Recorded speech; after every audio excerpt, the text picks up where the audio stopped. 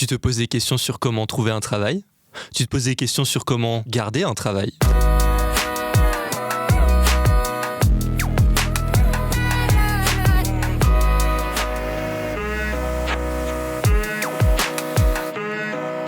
Salut à toutes et à tous et bienvenue pour ce premier épisode du podcast sur les jeunes et l'emploi.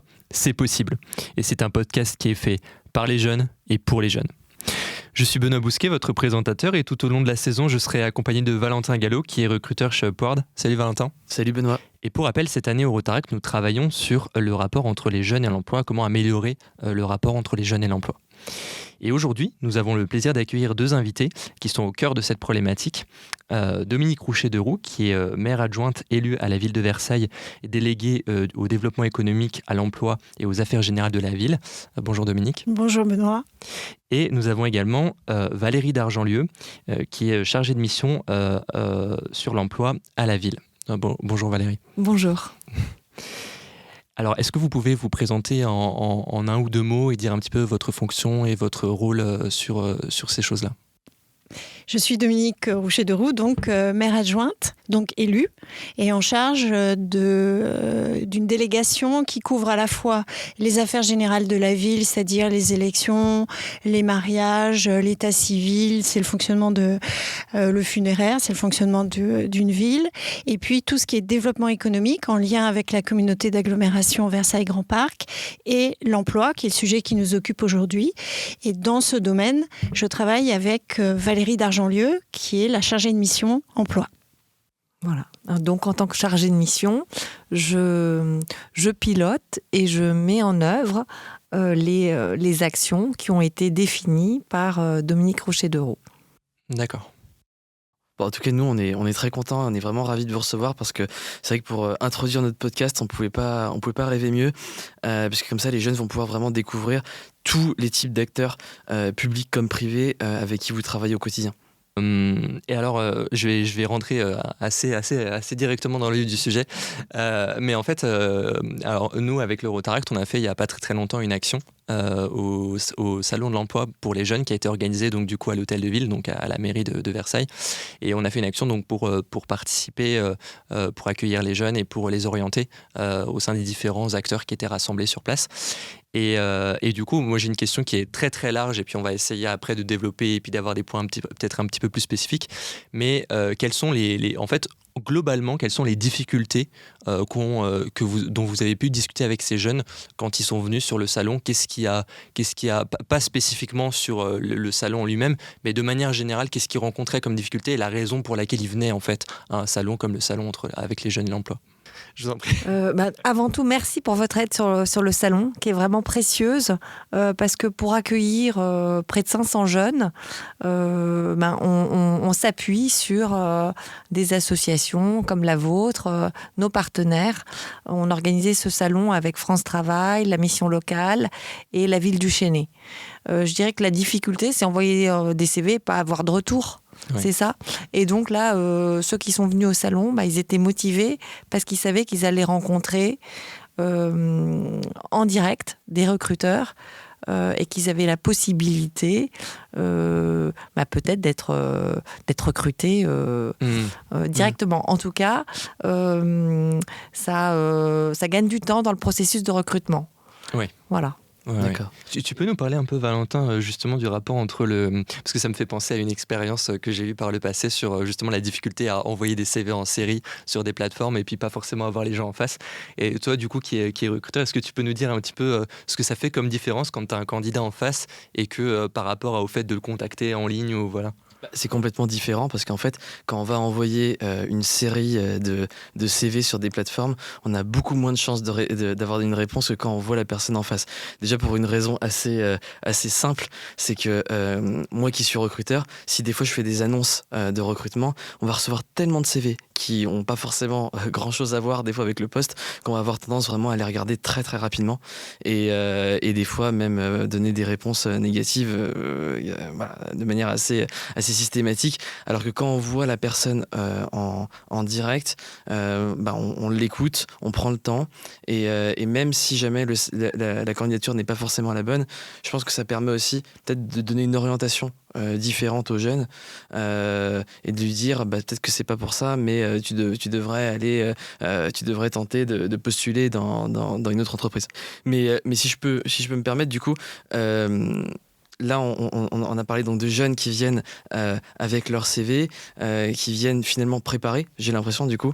Est-ce que dans les salons justement que vous faites, il y a une manière aussi pour des jeunes qui viendraient peut-être un petit peu moins préparés de se préparer avec des personnes, des interlocuteurs qui viendraient coacher, par exemple, ou des choses Alors comme ça? peut-être avant de répondre à votre question, je vais peut-être revenir au rôle d'une collectivité territoriale sûr, comme une oui, bien ville, comment on le conçoit. Vous avez parlé des deux possibilités, être en présentiel ou être en ligne pour rechercher du travail. En fait, nous, notre rôle, c'est véritablement d'offrir toutes les possibilités aux jeunes et aux moins jeunes d'ailleurs pour rechercher un emploi ou trouver un emploi. Donc, il y a... on a monté avec Versailles Grand Parc un site en ligne Espace Talent. Espace Talent, où toutes les entreprises du territoire, y compris celles qui déposent des offres d'emploi auprès de France Travail, toutes les entreprises du territoire peuvent déposer leurs offres d'emploi. Et tous les jeunes peuvent déposer leur CV. Et il y a un système qui permet de matcher les compétences. Vous connaissez ça Il y a un bien Tinder mieux de que moi. l'emploi, en fait. Je ne sais plus comment ça s'appelle. Voilà, ça fonctionne très bien parce que beaucoup de jeunes, notamment très diplômés, ont recours à ce type de système. De l'autre côté, effectivement, on a considéré que notre rôle, c'était de mettre vraiment en relation tous les acteurs de l'emploi et tous les demandeurs d'emploi, tous les institutionnels, toutes les associations, toutes les entreprises qui recrutent, et de le faire le plus possible de façon vivante au travers du salon que vous avez évoqué. D'accord. Donc vous avez créé finalement un job board un peu pour l'agglomération. Alors oui, c'est ça. J'avais oublié le nom. Ça fonctionne, c'est tout ce qui m'importe. C'est super. Ok. Et du coup, vous avez dit que les jeunes étaient préparés. Est-ce que vous pouvez revenir un peu plus en détail justement sur ces institutions qui aident les jeunes à se préparer dans le cas de figure d'un entretien ou d'un salon comme celui-ci? Avant tout, c'est France Travail. France C'est Travail. notre partenaire principal. France Travail qui était Pôle emploi avant, c'est ça? France Travail qui était Pôle emploi. Ils ont tout un département qui s'occupe des jeunes. Ils ont un dispositif qui s'appelle l'accompagnement intensif jeunes. Et donc, les conseillers, avant le salon, ont préparé les jeunes qu'ils accompagnent, leur ont présenté les entreprises qui seraient présentes et les ont préparés à se présenter dans le cadre d'ateliers collectifs. Donc, il y a notamment France Travail qui a très bien préparé ses candidats, la mission locale également, même type d'accompagnement.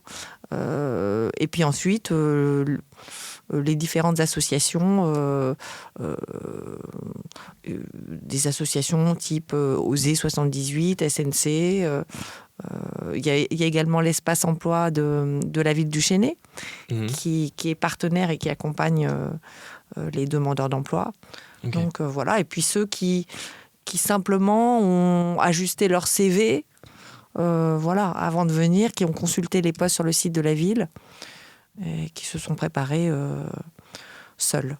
Et il me semble qu'en plus on n'est pas forcément seul d'ailleurs quand on va au salon, parce que finalement il y a aussi des ateliers, même justement des flash coaching ou des choses comme ça qui peuvent permettre aux jeunes finalement, même s'ils sont préparés en amont par ces institutions, de se repréparer, on va dire, ou de perfectionner leur préparation sur le salon même.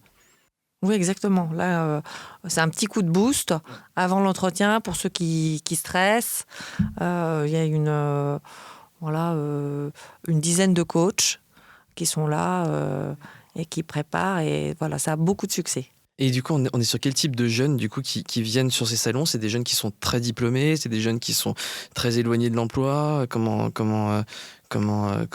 ça se passe?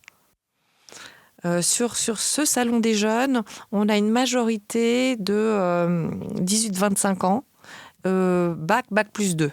D'accord. Les diplômés bac plus 5, on en a quelques-uns, mais à la marge. Les sans diplôme, c'est pareil. Il faut noter que les jeunes sans formation, parmi les demandeurs d'emploi jeunes, parmi les 18-25 ans, à Versailles, c'est 10% de la population. Et ces jeunes sont beaucoup plus suivis par la mission locale. auprès de laquelle un jeune sur 2 qui est inscrit est un jeune sans formation. D'accord, donc en fait, la mission locale, elle s'occupe vraiment en grande partie, enfin son travail est en grande partie ça, en fait, de s'occuper des jeunes qui sont, ou peut-être qu'elle a deux. En Des fait, jeunes je connais pas la mission plus locale. éloignés Donc, de l'emploi. Alors, la mission locale, c'est un organisme qui est financé par Versailles Grand Parc. En général, c'est par l'agglomération, du par coup. l'agglomération. Ok. C'est un organisme intercommunal. Il en existe plusieurs en France, qui travaillent d'ailleurs en lien avec France Travail de façon assez rapprochée, notamment depuis Un jeune, une solution, depuis ce programme-là. Et c'est pour quelle tranche d'âge, du coup, la mission 18-25 ans. 18-25 ans. 16-25. Alors, les 16-18 ans, il y en a un peu moins d'une centaine à la mission locale, D'accord. sur 1500 suivis annuellement à peu près. Et effectivement, là, il y a une obligation de formation des mineurs. Et pour la recherche d'emploi, c'est à partir de 18 ans. Et ces jeunes, il y a plusieurs formules pour les accompagner, mais je pense qu'on n'y pense pas assez à la mission locale, parce qu'un jeune sur 2 n'a pas de formation, mais un jeune sur 2 a un diplôme. Et ils ont de plus en plus de Bac+2. Autour de Bac+2. Et tout ceci pour dire que la plupart des jeunes qui viennent sont, comme le disait Valérie, entre Bac+2, Bac+3. D'accord. Avant, il faut vraiment qu'ils soient très accompagnés, enfin ceux qui n'ont pas de formation, et les plus diplômés se débrouillent manifestement par leurs propres moyens, soit les bureaux de placement d'école, soit les réseaux sociaux ou les offres. Les chasseurs de tête. Les chasseurs de tête, ceux qui trouvent un travail avant d'avoir fini leur diplôme. Et ce qu'il faut savoir, c'est qu'à l'heure actuelle, d'après le baromètre de l'APEC, nous sommes revenus au niveau pour les jeunes diplômés d'avant confinement. 88% des jeunes diplômés de 2021 étaient en emploi 12 mois après l'obtention de leur diplôme. On est de nouveau revenu à un très bon niveau. Et en fait, la problématique pour une ville comme la nôtre, plus que d'avoir un taux de chômage très élevé ou plus que d'aider vraiment à retrouver du travail, c'est de trouver d'arriver à organiser l'adéquation entre les souhaits des jeunes et les besoins des entreprises du territoire, pas aller à 15 ou 30 kilomètres, essayer de trouver des emplois sur le territoire. Totalement, c'était justement... alors, il y avait 2 questions là, à ce niveau-là que j'avais en tête à vous poser. C'est effectivement déjà, est-ce que, du coup, parmi ces jeunes donc, qui sont en difficulté, est-ce que c'est... comment dire ? Parce qu'en fait, quand on cherche un emploi, moi je suis vraiment passé pendant assez longtemps par la case envoyer des CV par centaines et essayer d'aller à des salons, etc. Et en fait, le truc, c'est que quand on cherche un emploi, en général, on essaie évidemment de trouver un endroit qui soit pas à des kilomètres de là où on habite. Des kilomètres, ça se fait avec les transports, mais bon, qui soit pas trop, pas trop loin quand même. Et en même temps, il y a le besoin de trouver un travail et d'avoir des revenus qui fait qu'on va avoir tendance à prendre un peu tout ce qu'on trouve, y compris quelque chose qui est, pour le coup, un peu éloigné, contrairement à ce qu'on voulait au départ. Et du coup, comment est-ce que vous peut-être que vous avez établi des protocoles ou vous avez des idées sur comment faire en sorte que, justement, ils vont se concentrer, des jeunes locaux, ça va être plus facile, ils vont se concentrer sur de l'emploi local. Comment est-ce que vous... Alors... on n'a pas d'idée précise sur la question, je dois malheureusement l'avouer. On sait, d'après l'APEC, qui est quand même très spécialisée dans les jeunes diplômés, que 25% des jeunes disent avoir accepté un job alimentaire et ne pas être satisfaits. Il y a un taux d'insatisfaction qui est lié à ce choix d'un job alimentaire. Et donc moi, ça me fait penser vraiment à un conseil. Lorsqu'on cherche un premier emploi, peut-être que, sauf si on a vraiment besoin de gagner sa vie très très vite, il faut prendre le temps de se poser. Il y a des associations comme Oser 78 qui accompagnent les jeunes dans la réflexion et par groupe de pairs, PAIRS, qui permettent d'aller plus loin dans la réflexion. Tous ceux qui l'ont fait sont ravis parce qu'ils trouvent...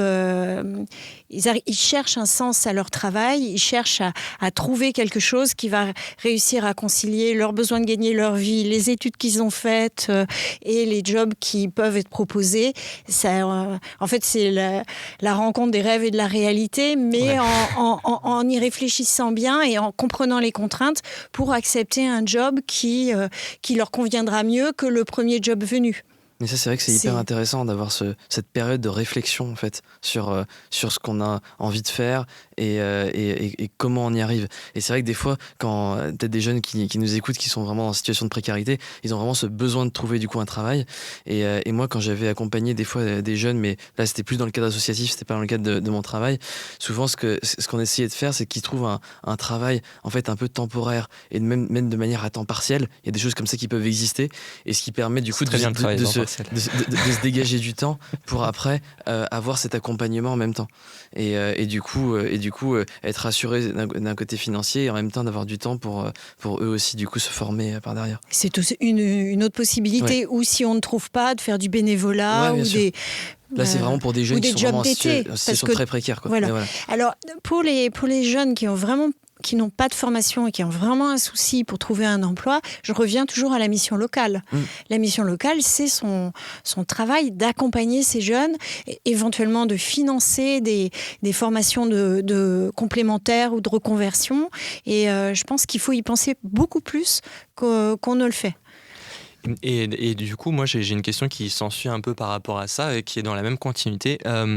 Je pense qu'il y a beaucoup de jeunes aujourd'hui qui s'engagent, contrairement à ce qui peut parfois être dit. Et on le voit notamment au niveau du bénévolat. J'ai échangé récemment avec une personne de la Maison des associations qui me disait qu'il y a un peu une mode de faire des missions ponctuelles de bénévolat pour n'importe quelle association, mais qui permettrait justement de sentir, de donner du sens à son expérience. Et du coup, moi, c'est une question que je me pose parce que vous êtes familiarisé avec du coup ce rapport entre les jeunes qui cherchent un emploi ou qui essayent de changer d'emploi. Et est-ce que est-ce que cette question du sens, elle est aussi omniprésente que ce que je m'imagine moi dans ma tête, ou est-ce qu'il y a d'autres choses qui rentrent en considération au-delà évidemment de l'aspect revenu et nécessité? Et est-ce que ça concerne tous les jeunes?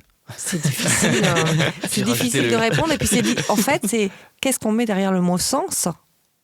Pour certains, travailler dans une grande entreprise du CAC 40, ça a autant de sens que travailler pour une association ou une ONG. Et la recherche de sens concerne tout le monde, puisqu'on fait des salons avec différentes cibles, les jeunes, les femmes, les expérimentés, pour ne pas dire les seniors.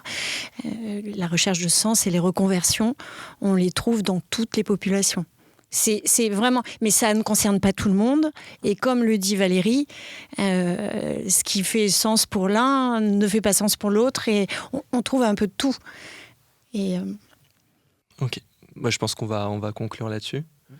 En tout cas, est-ce que vous auriez peut-être un dernier conseil à donner éventuellement à un jeune qui écouterait ce podcast sur soit un jeune en difficulté qui chercherait du coup à faciliter le fait de retrouver un travail, ou soit à quelqu'un qui se poserait des questions sur vers qui il doit se tourner pour un renouvellement, pour changer son orientation professionnelle? Est-ce que vous aurez peut-être un petit conseil à ce niveau-là? Moi, je dirais regarder le site internet de la ville de Versailles, où il y a la page emploi avec tous les noms des partenaires, toutes les dates des ateliers que Valérie pilote, des salons.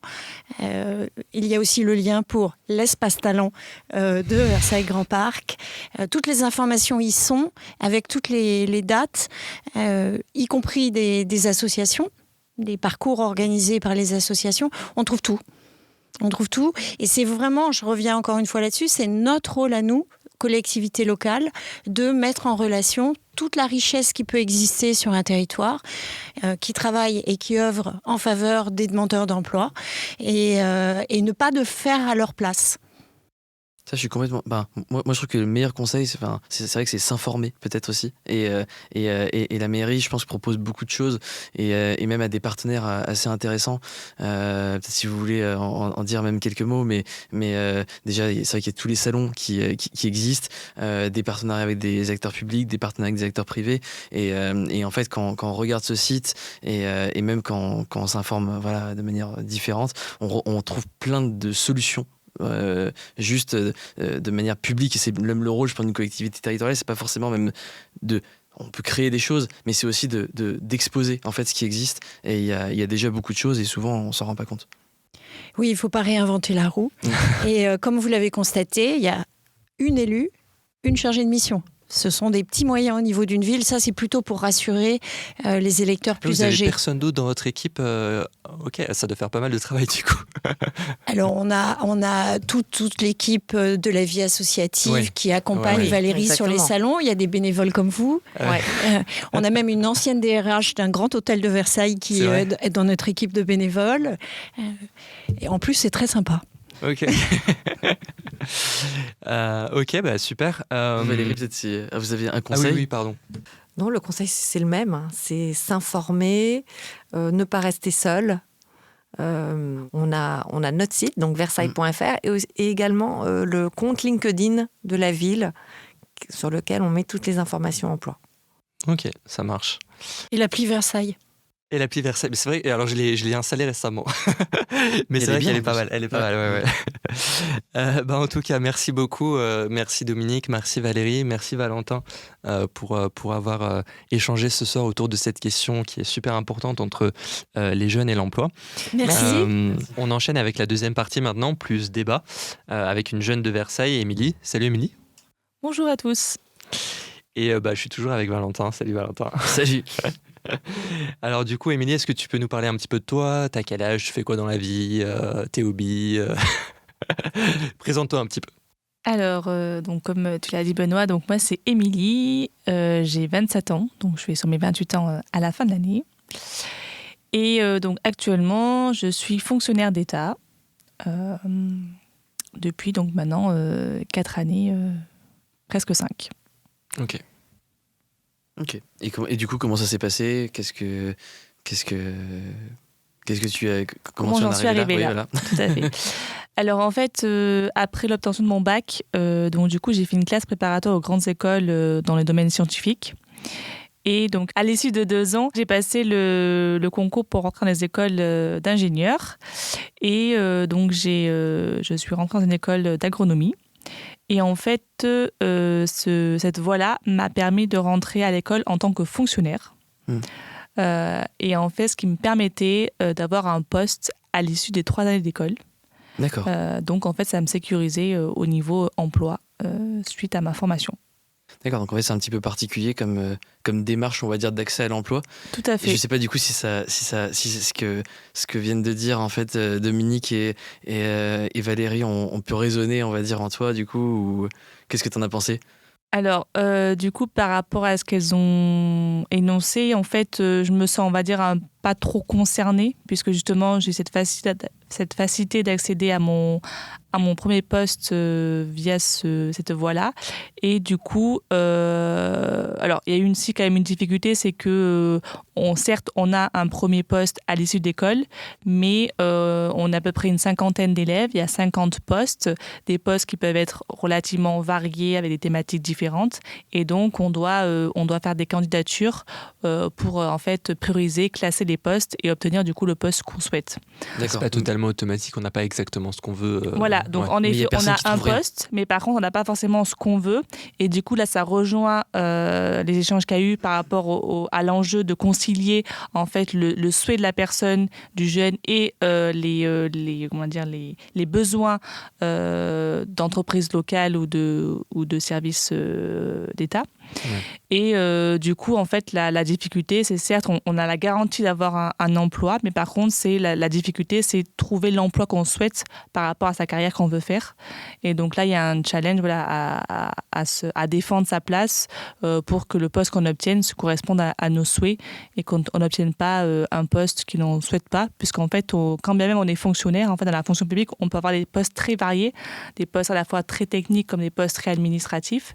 Et donc, c'est important en fait également ce premier choix et d'avoir un poste qu'on souhaite, puisqu'en plus on part pour un premier poste où on n'a pas forcément une durée d'engagement sur le premier poste, mais il faut quand même assurer un certain nombre d'années. Et du coup, par rapport à ce qui a été dit avant, parce qu'on essaie aussi de rebondir un petit peu sur l'échange qu'on a eu avec Valérie et avec Dominique, est-ce que, même si ça ne correspond pas exactement à ton parcours, est-ce que tu as vu autour de toi des gens qui étaient dans ces difficultés-là? Est-ce que tu as pu constater, peut-être par un autre biais associatif ou quelque chose comme ça, des gens qui se sont retrouvés avec cette démarche-là, ce parcours-là, et dans les échanges que tu as eus avec eux, si ça a été le cas, comment ça s'est passé en fait, et qu'est-ce que tu trouves de pertinent et peut-être d'un petit peu moins pertinent par rapport à ce qui a été dit dans l'échange juste avant? Alors moi, dans mon entourage proche, dois dire de personnes de mon âge, étant donné qu'on est dans le même secteur de l'agronomie, en fait, aujourd'hui, c'est un secteur où il y a beaucoup d'offres. Il y a du potentiel. Donc, mes camarades n'ont pas, j'ai pas eu de connaissance de personnes qui ont galéré, en fait, à acquérir un premier poste. Par contre, dans le cas de mon premier poste, j'ai pu faire de l'encadrement d'équipe. Et du coup, j'étais amenée à recruter, en fait, des agents. Et du coup, il y a un point sur lequel j'aimerais bien revenir par rapport à ce qui a été discuté, c'est en effet je partage sur les différentes modalités d'accès en fait au recrutement. Hein. Il y avait les 2 voies qui ont été citées, c'est-à-dire la voie du distanciel, c'est-à-dire envoyer des CV, lettres de motivation, et puis la voie du présentiel. Et du coup, je rejoins le fait qu'en effet, le distanciel, en fait, c'est une modalité, mais en fait qui est pas forcément la meilleure, puisqu'en fait aujourd'hui, il y a cette machine d'envoyer des CV, de lettres de motivation à différents employeurs, et en fait rien ne vaudra en fait pour retenir son choix et aller de l'avant, rien ne vaudra le présentiel, hein, puisqu'aujourd'hui quand même on a quand même du mal à différencier des candidats sur des CV, lettres de motivation. Ce qui est important, c'est que des fois, on peut voir des décalages entre des CV, des lettres de motivation et du présentiel. Donc, je trouve que échanger avec les personnes et voir si ça peut matcher et si la personne elle est motivée, c'est quand même un point clé. Tu as dû pas mal constater ça toi aussi, Valentin, dans ton métier? Complètement, parce que ce que je disais tout à l'heure, hein, lors de l'échange, c'est beaucoup plus simple. À partir du moment où il y a le contact qui est établi, qu'au moment donné où on a simplement envoyé en fait le CV et où on attend une réponse, parce qu'en fait je pense que tu as constaté ça aussi, Émilie, hein, si tu avais posté des annonces ou des choses comme ça, tu devais avoir plein de CV qui devaient arriver, c'est ça, qui de partaient tout peut-être horizon. un peu dans tous les sens. C'est ça, dans tous les sens. Et donc du coup c'est pas forcément facile après, et même c'est une charge en plus, c'est une charge de temps, et ça met pas dans les meilleures dispositions aussi pour, et un des critères, on va dire, assez un peu fondamental dans le recrutement, c'est la motivation en fait de la personne. Alors certes, il y a un minimum de diplôme par rapport au poste requis, mais c'est aussi la motivation. Et je pense que c'est important, comme ça a été souligné, de prendre le temps de savoir ce qu'on veut faire pour que le poste qu'on souhaite acquérir, on en soit motivé, parce que c'est un gage à la fois pour la personne d'épanouissement professionnel, mais c'est aussi un gage, un gain pour le recruteur, puisqu'en fait ça permet au recruteur d'avoir une personne motivée qui peut peut-être rester longtemps sur le poste, donc qui assure un peu une certaine stabilité, voire une certaine durabilité, et qui est appréciable, puisque ça, pour un recruteur, ça nécessite d'abord ça nécessite un investissement, mais après sur le long terme, si la personne est très motivée, on a un retour sur l'investissement dans une courte durée, quoi. Je pense que pour le coup, on a vraiment un point fondamental qu'on peut retenir avec l'échange juste avant et puis celui-ci. C'est s'il y a au moins une chose qu'il faut absolument faire quand on est dans cette démarche-là, c'est trouver un moyen d'avoir au moins au téléphone, mais le plus possible en face à face, la personne à qui on doit s'adresser pour candidater, pour essayer d'avoir le Tout job. à fait. Parce que sans ça, en fait, on s'en sort pas. L'échange par mail, c'est juste une présélection. Mais en fait, le recrutement final ne pourra se faire que par un échange oral ou voir si possible en présentiel. Mais voilà. En tout cas, la modalité distancielle n'est qu'une présélection, mais qui, in fine, ne pourra se faire que par une de la communication réelle. Ouais, et des fois, on peut même passer au-delà du mail même ou du simple envoi finalement de CV en allant justement, par exemple, comme dans des salons comme on présentait Dominique et Valérie tout à l'heure. Ça peut être un bon moyen aussi de rencontrer directement le recruteur, de rencontrer directement l'entreprise et d'éviter d'envoyer les mails. Ou alors sinon, on peut aussi, moi des fois, c'est des choses qu'on conseille aussi, même des fois quand on fait de l'associatif en recrutement, de regarder qui recrute et éventuellement aussi d'aller voir un peu les coordonnées de la personne, essayer de les trouver ou envoyer un message LinkedIn. C'est des approches un petit peu différentes, mais qui permettent de se différencier sa candidature par rapport aux autres. Tout à fait. Ouais, après, de toute façon, moi, c'est aussi ce que j'ai pu constater quand on avait été au salon, c'est que, en fait, il y a. Je dirais le point positif, c'est que ça permet ça. Un salon de l'emploi, par exemple, ça permet de se retrouver en face à face avec les RH des entreprises, de parler et de pouvoir pousser sa candidature un peu plus facilement.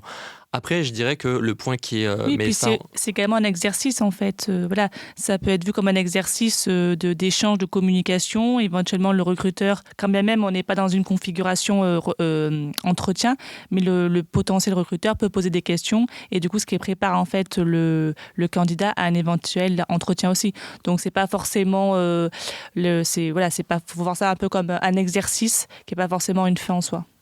Ouais, c'est intéressant parce que tu vois, moi j'avais plus vu ça effectivement comme une fin en soi où concrètement la personne elle passe son entretien et puis on signe et puis terminé. Non, alors qu'en moi réalité, je vois plutôt un moyen et un exercice en vue de rebondir sur d'autres événements de ce même type-là où du coup il aura pu bénéficier d'une expérience et mettre à profit. Moi je le voyais plutôt comme un exercice. Voilà. Ok. Et du coup, ça rejoint le fait du fil rouge qui a été, enfin, du fait de ne pas rester seul, s'informer. Pour moi, c'est un peu le fil rouge quand on cherche un emploi. Justement, c'est d'être, de se tenir informé, de faire de la veille sur tous les moyens de recrutement, qui va être en fait le fil rouge, puisqu'en fait, c'est formateur en fait. Enfin, ça prend du temps, mais en fait, on capitalise au fur et à mesure des expériences, des défauts, des éléments à ne pas reproduire, des erreurs reproduites pour arriver à cette fin. Il y a beaucoup de moyens en fait aussi d'avoir accès finalement à des recruteurs, que ce soit des salons, des événements même aussi qui peuvent être organisés de manière différente au sein des entreprises. Et si on s'informe pas, on se rend pas compte de toutes les possibilité qu'il y a en fait, d'aller rencontrer des gens tout simplement pour pouvoir parler, se présenter et ne pas passer justement par cette case d'envoi de mail. Tout à fait. Et puis en fait, quand on candidate, en fait, on candidate sur la base d'une fiche descriptive, le poste. Mais en fait, il y a toujours le poste avec l'émission et puis aussi qu'est-ce qu'on veut en faire du poste en fait. Et voilà. Et donc, du coup, c'est ça aussi qui est important de décrypter et qu'on ne pourra le décrypter qu'oralement. C'est finalement, certes, il y a le poste, mais c'est quoi les enjeux, c'est quoi les missions, quelle est ma marge de manœuvre ou pas, en fait. Et ça, c'est hyper important parce que écrit, ça n'est pas visible. Et en plus, ça montre ton intérêt, du coup. Et ça montre, du coup, ton intérêt, en fait. Et même pour le jeune, c'est un avantage parce qu'il se rend compte aussi peut-être un peu de la culture de l'entreprise qui peut exister. Parce qu'en fait, il y a le poste, mais il y a aussi l'environnement qui est aussi important, je dirais, à la fois l'environnement professionnel et puis les relations qui peuvent être créées, quoi. Et j'ai une question qui me vient là, c'est est-ce que quand du coup on a échangé et qu'on a parlé de la mission locale, qu'on a parlé de France Travail, etc., toi tu savais au début de tes études supérieures que ces choses-là existaient, que c'était des choses qui pouvaient t'accompagner, ou est-ce que tu l'as appris bien plus tard ? Alors, France Travail, oui. Enfin, voilà, tout le monde le connaît, on va dire, dans notre environnement. Par contre, la mission locale, non, pas du tout. Je connaissais pas. Je connaissais de nom, mais je connaissais pas son périmètre d'intervention et ses moyens d'agir. Et donc, du coup, c'est vrai que, en tout cas, j'étais surprise qu'elle puisse intervenir aussitôt, dès l'âge de 16 ans. Ouais. Donc, c'est un acteur que je ne connaissais pas. Et donc, du coup, c'est intéressant de... Ok. Et il y a d'autres points sur lesquels tu as envie de revenir par rapport à ce qu'on a dit, ou il y a des choses qui t'ont fait bizarre Non, en tout cas, moi, ce que je retiendrai 3 choses de l'entretien, c'est que lorsqu'on recherche un emploi, le fil rouge, c'est de rester, toujours s'informer, de rester informé. Ça, c'est hyper important. Quand on recherche un emploi, l'enjeu, c'est de concilier son souhait et les besoins du recruteur. Et puis, comment on y accède. Il y a 2 modalités, mais qui pour moi sont le moyen, c'est par distanciel, et la finalité doit se faire par la mise en communication. En fait, moi j'ai une impression, tu me dis ce que tu en penses, Valentin, mais moi j'ai une impression, c'est que c'est un peu, je vais reprendre ça pour la blague, mais c'est un peu comme les matchs Tinder, tu vois, t'as l'impression que t'as beaucoup de choses avec le en ligne, tu vois, quand tu vas sur Indeed ou quand tu vas sur Welcome, etc. Je pense qu'on est justement, il y a tellement trop d'informations. Qu'en fait, on ne sait plus où chercher l'information. Et puis surtout, en fait, tu es jeté dans un bassin, ton CV est jeté dans un bassin de 50 000 personnes qui postulent à la même chose, et au fond, quel recruteur va vraiment regarder intuitivement ce que tu fais, alors que, mettons que tu l'as direct, je sais pas, tu trouves le moyen d'avoir par ton réseau un contact, ou tu l'as au téléphone, ou alors tu vas dans un événement et tu y vas vraiment franco et tu vas parler, etc., en face à face. En fait, sans ça, moi j'ai eu la sensation pendant toutes mes expériences que j'étais un poisson dans un océan de 100 000 poissons qui se battaient pour avoir la même chose, en fait. Donc, c'est vrai que de toute façon, quand on cherche un emploi, déjà ça demande beaucoup d'énergie. Même d'aller discuter avec différentes personnes, de réactiver son réseau, faire des choses comme ça demande quand même de l'énergie. Il faut savoir aussi ce qu'on a envie de faire.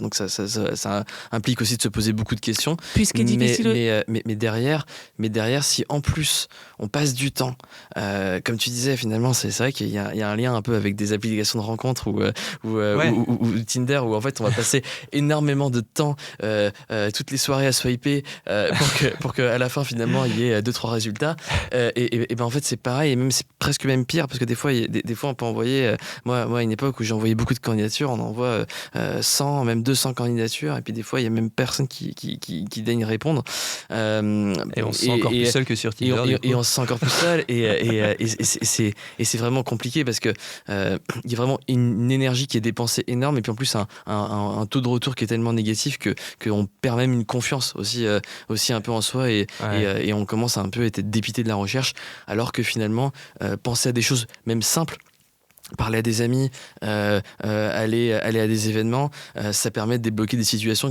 beaucoup plus rapidement, et de dépenser beaucoup moins d'énergie pour un résultat qui sera beaucoup plus important. Faire de l'associatif, on peut rencontrer des gens, bien sûr, et avoir des contacts aussi par ce biais-là, donc franchement c'est aussi une chose, et c'est se constituer un réseau. Après on pourra en faire tout un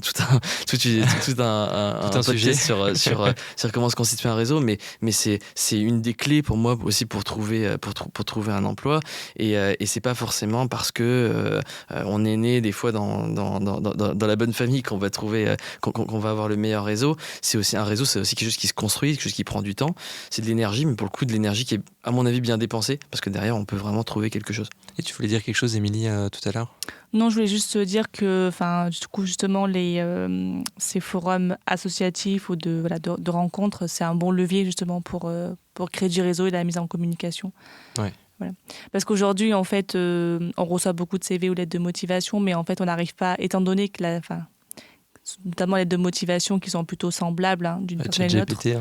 On n'arrive pas à différencier la personne et vraiment ses motivations, en fait. Je trouve que la lettre de motivation perd son sens aujourd'hui. Et la vraie motivation, elle ne se fera que par de la mise en communication. Et puis surtout, concrètement, dans une lettre de motivation, tu mets quoi ? Tu mets ce que tu as vu sur Internet de l'entreprise, mais c'est bateau, quoi. Enfin, il faut avoir un vrai échange avec une personne de l'entreprise qui te parle de l'entreprise pour savoir concrètement sur quoi tu dois orienter tes sujets de motivation, parce que sinon en fait juste sur Internet tu prends n'importe qui, il fait exactement la même chose, et encore une fois t'es un poisson dans l'océan. J'aime bien cette métaphore. Puis c'est très formel, ça dit rien en fait même sur la personne, sur son état d'esprit, sur qui elle est. On peut faire des fois une très mauvaise lettre de motivation, finalement en entretien on se rend compte que c'est vraiment la personne qu'il faut au poste. Donc c'est la lettre de motivation, ça permet d'évaluer la personne, ses capacités, on va dire rédactionnelles, et encore parce que et encore c'est pas sûr, parce que ça peut être fait par une tierce personne. Bien sûr. Il y a plein de modèles en plus. Mais voilà, et les capacités rédactionnelles, ce ne sont pas les seules compétences qu'on évalue pour recruter une personne. Donc voilà, c'est pas sur cette base-là que je pense. En tout cas, on ne peut pas se baser que sur ce point-là Et puis tu parlais, Benoît, tout à l'heure de ChatGPT, mais c'est vrai, en fait, en plus, on peut avoir des lettres de motivation qui sont très surprenantes par ChatGPT et qui sont très bien écrites. Et est-ce qu'on et c'est que le début en plus, hein, et c'est que le début. Plus le temps va passer, plus ça va s'améliorer, et ce sera impossible de faire la différence. Et là, tu fais la différence quand tu parles avec la personne, quand tu l'as en face, concrètement. C'est ok, super. Je pense qu'on va s'arrêter là. Merci Émilie d'avoir participé à ce podcast. Merci à vous deux en tout cas pour l'accueil. Et puis merci à tous d'avoir écouté ces échanges. On se retrouve une prochaine fois très bientôt pour un nouvel invité absolument mystère, parce qu'il faut garder le suspense. Et puis merci à tous d'avoir écouté ce podcast, et puis à bientôt pour un prochain épisode.